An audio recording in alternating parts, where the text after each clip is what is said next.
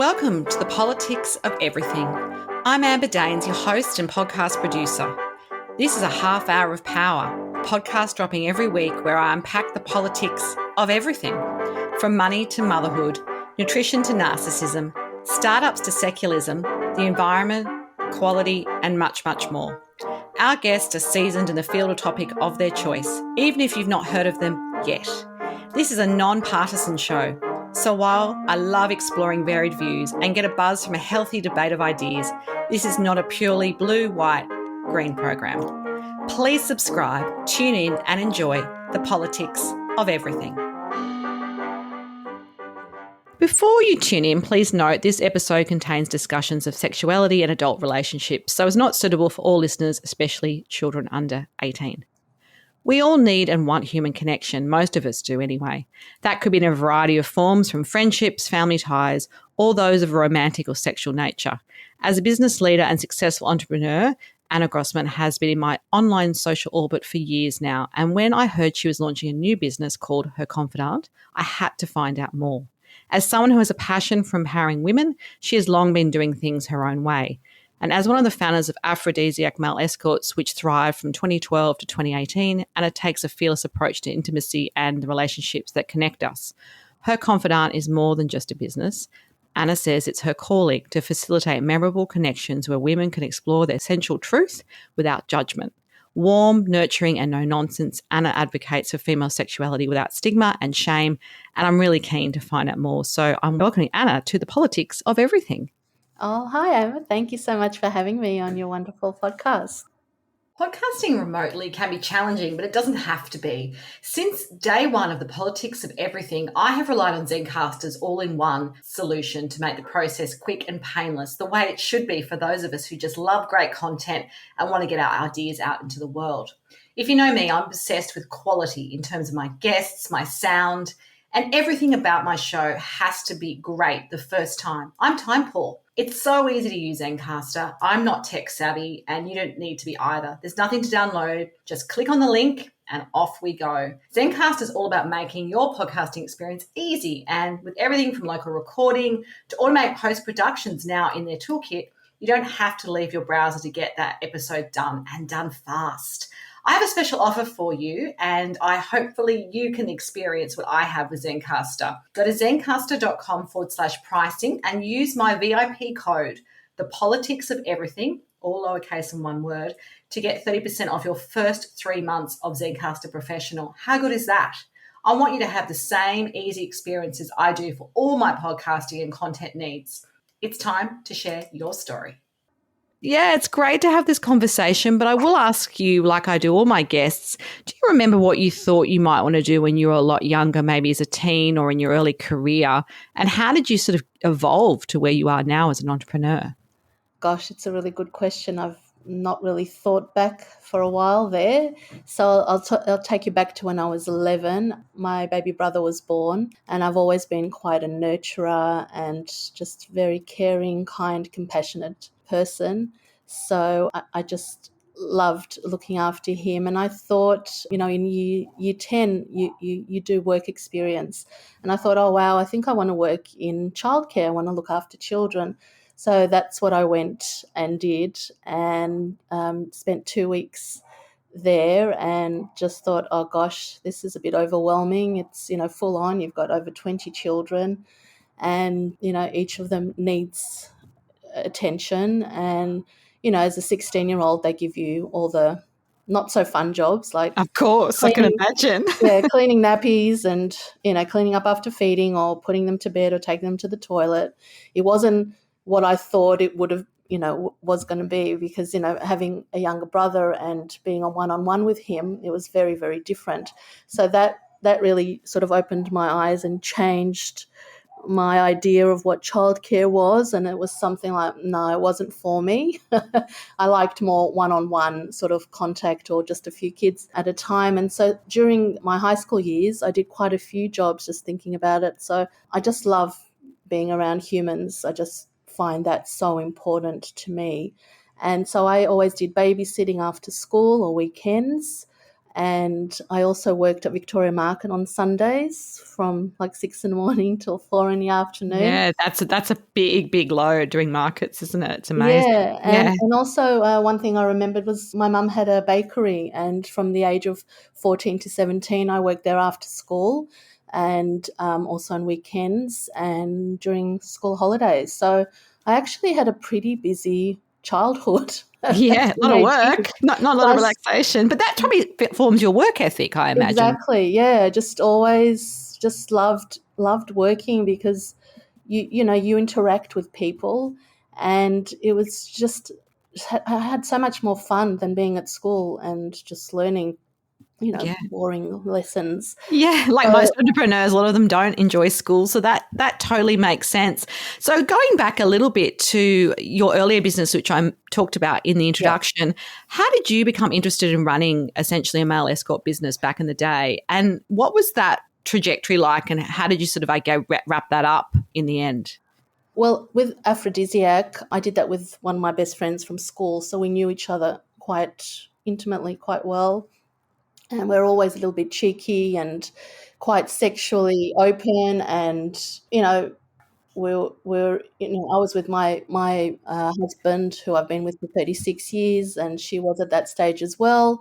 So we used to go to Sexpo quite a bit to just have a look, what I remember new. Sexpo. Wow, yeah, So yeah, we'd go every year as an outing and just see, oh, what are the new vibes? What do they have for women? And, this is starting in our 20s, going right through to our 30s. And we felt every couple of years there was just nothing of substance there for, a woman who wanted to be more than just a vibrator or sexy lingerie.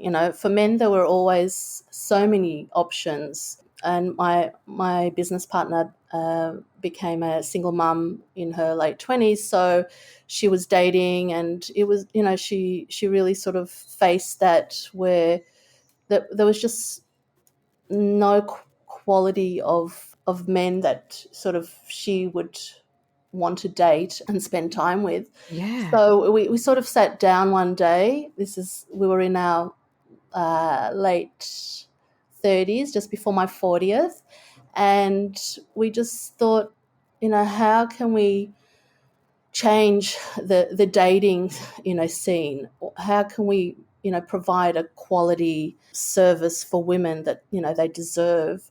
So we sat down and created Aphrodisiac, and, we were not from the industry. So we had to, we did 2 years of research and spoke to the right people, and they passed us on to,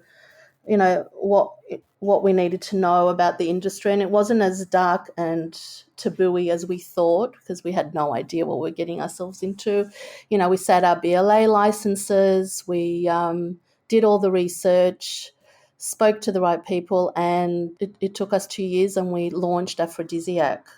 So we created Aphrodisiac to give women, the power of choice to have the most incredible experience with a wonderful gentleman, whether it was just companionship, Mm. or going on a date to the theatre, to a show, with dinner. And then sometimes there would be intimacy, and sometimes there wouldn't. A lot of women really wanted that quality of companionship, that mental stimulation, that And that human connection, I guess, which is, I guess, the exactly. essence of the show today. And Yeah, it's easy for people to just, go to the extreme and, think it's just about sexual relationships. But obviously, there's much more in that business. And so then when it was time, so you ran that for 6 years or so, and then yeah. why and how did it end?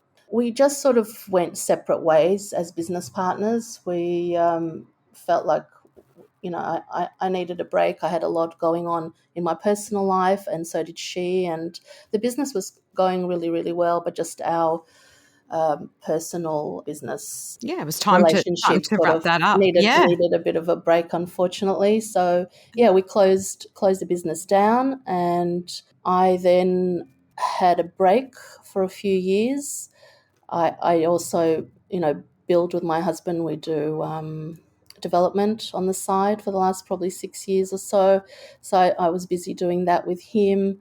And I also started a matchmaking business during COVID, which we with another friend of mine from 2020 to 2022, right in the start of COVID, I and was that going to was say that is amazing. that was challenging because we were locked down and it was just impossible to get people in that right frame of mind to Mm. firstly want to join, and also to get them, connected and have their matches and go out on dates, because we were constantly closed down over those 2 years. So unfortunately 2022 came and we just thought it wasn't working, and we gave, the best we could with that. So yeah, and then health-wise, as a woman in her early 50s now, I've had a hysterectomy in the last 4 years and 2 hip replacements in the last year. So I've been really looking after myself, which is really important, and putting my needs first. And while over the last few years, a lot of people came to me and said, "Oh, I think you need to reopen the agency. There's just such a need for it, and there's just nothing out there like that." So I decided in 2024 that I would address what I needed to do, because the sex industry has been discriminated since December the 1st, 2023. So I needed to know what the new rules and regulations were. And once I found that out, I just, it's like getting on a horse, as they say. It was a lot of fun creating the new website. Yeah, it looks I've got amazing.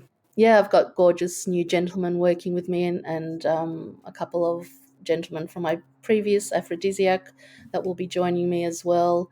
So I'm really, really excited. I'm in a great mental, emotional, physical state, and I'm ready to help women in whatever capacity is needed. Just want to bring happiness and joy to women's lives. And the world's such a difficult place at the moment, and we all need a bit of kindness and joy in our Oh, I couldn't lives, I agree think. more. I think that's definitely something most people would relate to. So how, in your experience, do you think human connection differs from men to women in your view? And it's really hard not to be too binary around this and just assume women just want nice dinners and Mm, conversation and companionship, and men might want sex. But, it's obviously more nuanced than that. But human connection is yep. got to be there. Like if you're going and you're using a service such as Her Confidant, you need a connection with someone to make it work. Absolutely. So with I find with not all men, some they're more physically attracted to a partner. This is from my personal experience over the last 30, 40 years. And with women, it's more of a mental connection, a mentally stimulating conversation. So I think that's the main difference between the two. And once you get that mental connection, then everything else just naturally flows. And some men also, love great conversation and connect on that level as well. So, but I think that that's sort of the main, the main difference. Yeah, that makes sense. And I think that most people would understand that as well. So you've told us how you sort of launched Her Confidant. Talk us through, I guess, the business model and the vision, because it's probably, the times have changed since 2012 in your former business. So, Hmm. people might be looking for slightly different experiences. They might be looking for, I guess, different options and opportunities to have that human connection with someone. How do you see the business evolving over time? Are you thinking about that? I've been asked this question a few times.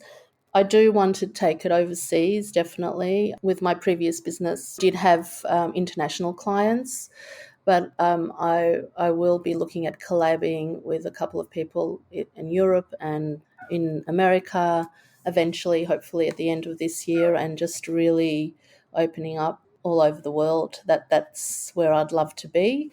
And it's only been 10 weeks since I launched, so it's all fresh and new, and just letting people get to know me and what the business stands for. I really pride myself in my vetting process, which is really, really important. And that's why I stand out from all the other agencies. The gentlemen go through a very, very strict vetting process. I want to know everything about them, from police check checks to health checks. There's 35 really in-depth questions. I really want to know where their head's at, why they're doing this job, the reasons for it, who they really are, what kind of person they are, their values. And they sort of become part of my family once they join the agency. And so after they do the questionnaires and I feel that they've answered them in the appropriately, and they have really great values and morals and no ego. I just don't work with men or women with ego that are they think they're better than someone else. That type of ego. It's great to have confidence, but when you have ego and you just think too highly of yourself, I just don't work with people like that. So that's really important for me. That makes sense. And it obviously is going to mean that your business can grow and evolve because, all businesses are based on reputation, but because of Exactly. what you're doing is such a deep human connection and relies on individuals to have that, you obviously need to make sure all the checks and balances are there. I can imagine you've experienced some challenges in making this business and maybe even your prior business seem legitimate and serious because there are still social stigmas around female sensuality, even in 2024. How do you navigate this? How do you either drown out that noise or just kind of keep going? Obviously, you've heard from people that there's a clientele out there and people want this and need this. So how have you kind of made sure that when you're telling people what you do, say you're at the proverbial dinner party, is there a sense of, oh my goodness, or are people a bit more blasé about it these days? Look, it depends. The stigma is still as big as it was 12 years ago, unfortunately. I thought we'd evolved a little bit more by now, but it's quite sad that in 2024, having sex, which is such a natural component of our natural lives, we're born into it through sex, and it's something that is natural for us as humans, that still is seen with stigma and such a dirty word. And the porn industry is worth billions of dollars. I can't wrap my brain around that. Like, it's just sex. It's nothing else. And with my agency, it's the thing is, it's not about. It's like a dating agency, but yeah, sometimes there is sex. So it's not all about sex with my agency either. So it's really frustrating when you have to explain to people. A lot of people are narrow-minded and or just shallow and can't really comprehend where how legitimate this business is, just like any other business out there. So I do have to explain myself, what type of clients I have. And they range from all different ages and all different backgrounds. And it's for every woman. It just if she feels the need for this type of service, then I'm here for to facilitate and help her, whether she's looking to find confidence or courage to get out of a horrible marriage or relationship, from abuse, from trauma, to find herself, find her mojo. Some married people are not having sex. Even, I know women who haven't had sex for 10, 20 years and they're married. They're not being touched by their husbands. There's so many different reasons why a woman should be using a service like this. It's just such a vital and life-changing service. I've changed hundreds and thousands of women's lives, and I've seen the difference it makes, and it's just so, so important. I agree. And I think, it is exactly what you're saying is obviously you get feedback from your clients Yes. and that's really an important part of, I guess, how you evolve the business as well.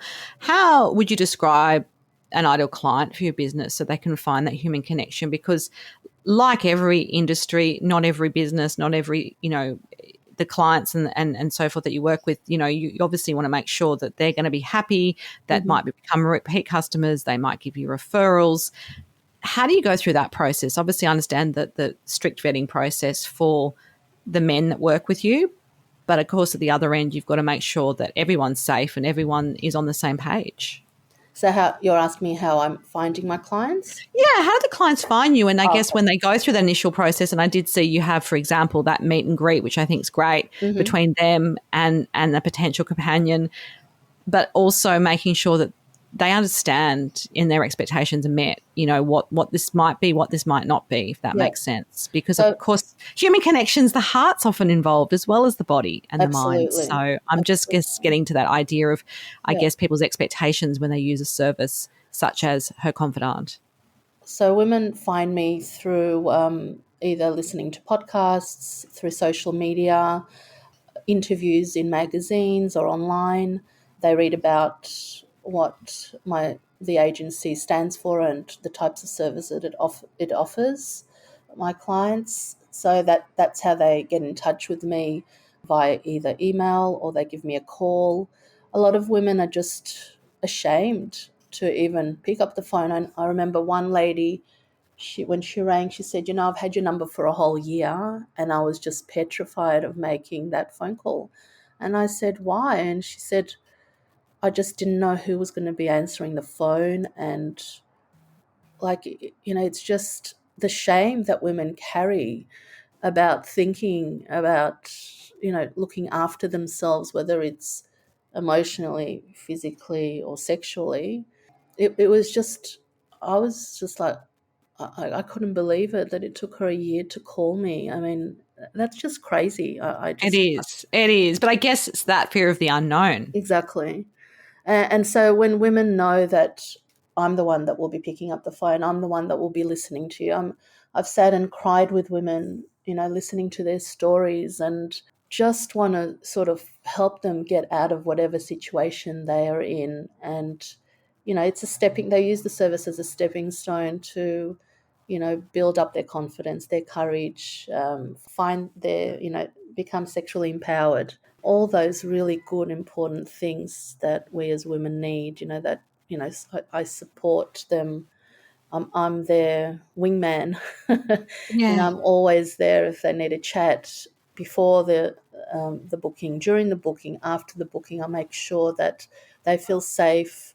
They feel listened to. It's all about them. The booking is all about them. They are always in charge. It's really nothing to do about the man. It's all about my clients and what her requirements are. Yeah, So that's absolutely. really, really important for, women to know. It's always been about them. And, when I see a woman from just before she uses the service and then even after a 2-hour booking, it's absolutely life-changing and so humbling for me to be a part of her journey and bring this happiness and embracing herself and that empowerment. It's just so very special to me. I can hear in your voice that there is that, yeah, you really care. I'm just so passionate about helping women Yeah. just be their best and just really embrace themselves and love themselves, because we're all beautiful human beings. And from young we're just taught to be this way and do this way and look this way, and we're not good enough. And it's exhausting being a woman. And now I'm in my early 50s. I've been through all the stages all my clients have been. Exactly. I was going to say, you've got life experience. Exactly. Yeah, I've got life experience, and I think that's where I really connect with my clients. I really truly understand them, and I'm doing it for the right reasons, because I truly just want to help. Absolutely. Changing the conversation a little bit back to questions I ask all my guests. Is there some sort of business tool or hack or something that you're really enjoying in your business or in your personal life that is just helping you at the moment? And what is it? Business hack.